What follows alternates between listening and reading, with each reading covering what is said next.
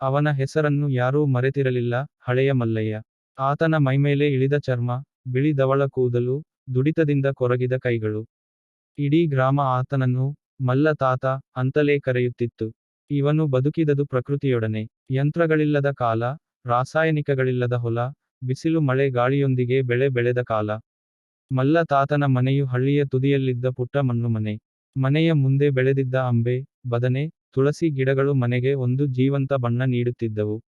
ಎಷ್ಟೇ ಬಿಸಿಲು ಬಿದ್ದರೂ ಆ ಮನೆಯಲ್ಲೊಂದು ಶಾಂತಿ ಇತ್ತು. ಆತನ ಎದ್ದು ಬೀಳುವ ಕಾಲವೇ ಬೆಳಗಿನ ಹಕ್ಕಿಗಳ ಕೂಗು. ತಾತ ಹೊಲಕ್ಕೆ ಹೋಗುತ್ತಿದ್ದಾಗ ಕೈಯಲ್ಲಿ ಒಂದೇ ಒಂದು ಹಿಗ್ಗಿದ ಹಳೆಯ ಬಿತ್ತನೆ ತಂಬಿ. ಪಕ್ಕದಲ್ಲೂ ಕೆಲ ಹೊಳೆ ನೀರಿನಿಂದ ತುಂಬಿದ ಕಲ್ಲಿನ ಕುಳಿ. ಅವನ ಕೃಷಿಯ ಪಾಠ ಪ್ರಕೃತಿಯಲ್ಲಿತ್ತು. ಮಳೆ ಬಂದಾಗಲೇ ಬಿತ್ತನೆ, ನದಿ ಹರಿದಾಗಲೇ ನೀರಾವರಿ. ಅವನು ಹೇಳುತ್ತಿದ್ದ, ಭೂಮಿ ತಾಯಿಯ ಹಾಗೆ, ಅವಳಿಗೆ ಯಾವುದು ಬೇಕೋ ಅದನ್ನೇ ಕೊಡಬೇಕು. ಹೊರತಾಗಿ ಏನಾದರೂ ನಾಶ ಮಾಡಿದರೆ, ಅವಳು ಮತ್ತೆ ಕೊಡೋದಿಲ್ಲ. ಅವನ ಮಡದಿಯೂ ಸಹ ಆತನದಂತೆ ಶ್ರಮಿ, ಶಾಂತ. ಅವಳು ಬಿಸಿಲು ಮಾಡಿದ ಎಳನೀರು ಬಾಟಲಿಗಳಿಂದ ಕೂಲ್ಡ್ರಿಂಕ್ ಮಾಡುತ್ತಿದ್ದವಳು ಅಲ್ಲ, ಬದಲಿಗೆ ಉಪ್ಪು ಲಿಂಬೆ ಸಾರು, ಜೀರಿಗೆ ಹೋಳಿಗೆ. ಪಕ್ಕದ ಹಾಲುಗಾವಿನಲ್ಲಿ ಬೆಳೆದ ಎಮ್ಮೆಗಳು, ಕೋಳಿಗಳು ಮನೆಯ ಭಾಗವಾಗಿದ್ದವು. ಪ್ರತಿದಿನ ರಾತ್ರಿ ಅವರಿಬ್ಬರು ಮನೆಯ ಮುಂದೆ ಮೀನುಬೆಳಕಿನಲ್ಲಿ ಕೂತುಕೊಂಡು, ಹಳ್ಳಿ ಕತೆ, ದೇವರ ಕತೆ, ಬೆಳೆದ ಬೀಜದ ಕತೆ ಕೇಳುತ್ತಿದ್ದವರೇ ಹೆಚ್ಚು. ಒಂದು ದಿನ, ಪಟ್ಟಣದ ಕೃಷಿ ಅಧಿಕಾರಿಗಳು ಹಳ್ಳಿಗೆ ಬಂದರು. ಅವರು ಕೈಯಲ್ಲಿ ಹಲವು ಬಣ್ಣದ ಬೀಜ, ಪೆಸ್ಟಿಸೈಡ್, ಕೀಟನಾಶಕದ ಬಾಟಲಿಗಳು. ರೈತರಿಗೆ ಹೇಳಿದರು, ಈ ಬೀಜ ಹಾಳೆಯೇ ಇಲ್ಲದೆ ಹೆಚ್ಚು ತರವುತ್ತೆ. ಈ ಪೆಸ್ಟಿಸೈಡ್ ಹಾಕಿದ್ರೆ ಕೀಟ ಮರೆಯಾಗುತ್ತೆ. ಕೆಲ ಯುವ ರೈತರು ಇದನ್ನು ಒಪ್ಪಿದರು. ಆದರೆ ಮಲ್ಲ ತಾತ ನಕ್ಕರು. ಅವರು ಕೇಳಿದ್ರು, ಏನ್ ತಾತ, ನೀವು ಹೊಸ ತಂತ್ರಜ್ಞಾನ ಬಳಸಿಕೊಳ್ಳಿ. ಇವತ್ತಿನ ಕಾಲ ಇದುವಲ್ಲ. ಅವನು ಸರಳವಾಗಿ ಹೇಳಿದ, ನನಗೆ ಹೊಸ ಬಿತ್ತನೆ ಬೇಡ್ರಿ. ನಾನು ಹಳೆಯ ಬಿತ್ತನೆ ಕುಡಿದು ಬೆಳೆದವನು. ಆ ಬೀಜ ನನ್ನ ತಂದೆ ಬಿತ್ತಿದ್ದು, ನಾನು ಬಿತ್ತಿತೀನಿ. ಅದು ಬೇಲಿಲ್ಲದ ಬೆಳೆ, ರಾಸಾಯನಿಕವಿಲ್ಲದ ಆಹಾರ. ಬಸವಣ್ಣ, ತಾತನ ಮೊಮ್ಮಗ, ಪಟ್ಟಣದಿಂದ ಬಂದು ತಾತನ ಬಳಿ ಒಂದು ದಿನ ಕೇಳಿದ, ತಾತ, ನೀನು ರಾಸಾಯನಿಕ ಹಾಕದಿದ್ದರೆ ಇಳುವರಿ ಕಡಿಮೆಯಾಗಲ್ಲವಾ? ತಾತನು ನೆಲದ ಮೇಲೆ ಕುಳಿತುಕೊಂಡು ಭೂಮಿಗೆ ಕೈಹಾಕಿದ, ಇವಳು ಜೀವಂತವಾಳಪ್ಪ.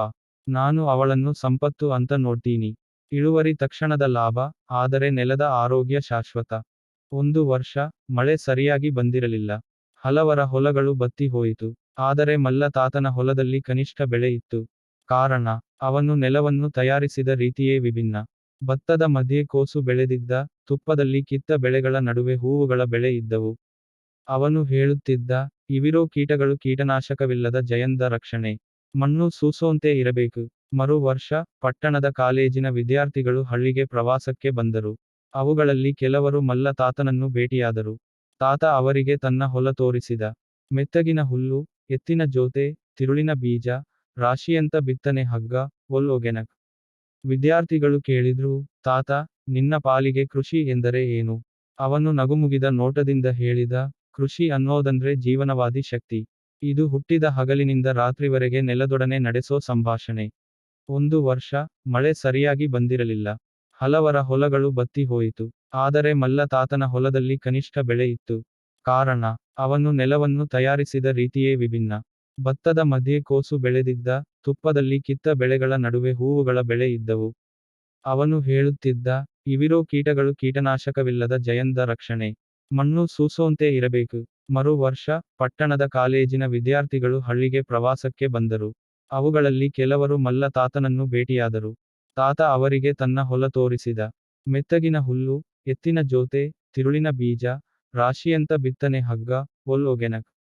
ವಿದ್ಯಾರ್ಥಿಗಳು ಕೇಳಿದ್ರು, ತಾತ, ನಿನ್ನ ಪಾಲಿಗೆ ಕೃಷಿ ಎಂದರೆ ಏನು? ಅವನು ನಗುಮುಗಿದ ನೋಟದಿಂದ ಹೇಳಿದ, ಕೃಷಿ ಅನ್ನೋದಂದ್ರೆ ಜೀವನವಾದಿ ಶಕ್ತಿ. ಇದು ಹುಟ್ಟಿದ ಹಗಲಿನಿಂದ ರಾತ್ರಿವರೆಗೆ ನೆಲದೊಡನೆ ನಡೆಸೋ ಸಂಭಾಷಣೆ. ಕಾಲ ಬದಲಾದರೂ, ಮಲ್ಲ ತಾತ ಬದಲಾಗಲಿಲ್ಲ. ಯುವಕರೆಲ್ಲ ಪಟ್ಟಣಕ್ಕೆ ಹೋಗಿ, ಕೃಷಿಯಿಂದ ದೂರವಾದರೂ, ತಾತನು ದಿನವೂ ತನ್ನ ಹೆಜ್ಜೆ ಹೊಲದಲ್ಲಿ ಇಟ್ಟುಕೊಂಡ. ಅವನು ಒಂದು ಪುಸ್ತಕ ಬರೆಯಲಾರಂಭಿಸಿದ್ದ, ನೀರು, ನೆಲ, ಮತ್ತು ನಾನ. ಅದರಲ್ಲಿ ಅವನು ತನ್ನ ನೈಸರ್ಗಿಕ ಕೃಷಿಯ ಎಲ್ಲ ಅನುಭವಗಳನ್ನು, ಮಣ್ಣಿನ ಸ್ನೇಹವನ್ನು, ಹಕ್ಕಿಗಳ ಸಂಗಾತಿತ್ವವನ್ನು, ಹಾಗೂ ಮಳೆ ಬೆಳಕುಗಳ ಜಾದುವನ್ನು ಬರೆದಿದ್ದ. ಒಂದು ಶೀತಕಾಲದ ರಾತ್ರಿ, ಮಲ್ಲ ತಾತ ಮಲಗಿದ ಮೇಲೆಯೇ ನಿದ್ದೆಗೆ ಹೋಗಿ ಮತ್ತೆ ಎದ್ದಲ್ಲ. ಇಡೀ ಹಳ್ಳಿ ಆತನನ್ನು ಕೊಂಡಾಡಿದಂತೆ ಶಾಂತವಾಗಿತ್ತು. ಆದರೆ ಅವನು ಬಿತ್ತಿದ ಬಿತ್ತನೆಗಳು, ಕಲಿಸಿದ ಪಾಠಗಳು, ಬೆಳೆಸಿದ ನೆಲಗಳು ಜೀವಂತವಾಗಿಯೇ ಉಳಿದವು. ಅವನ ಹೆಸರಿನಲ್ಲಿ, ಹಳ್ಳಿಯ ಮಕ್ಕಳು ಈಗ, ಮಲ್ಲ ತಾತನ ನೈಸರ್ಗಿಕ ಕೃಷಿ ಶಾಲೆ ಯಲ್ಲಿ ಪ್ರಕೃತಿಯ ಹಾದಿಯನ್ನು ಕಲಿಯುತ್ತಿದ್ದಾರೆ.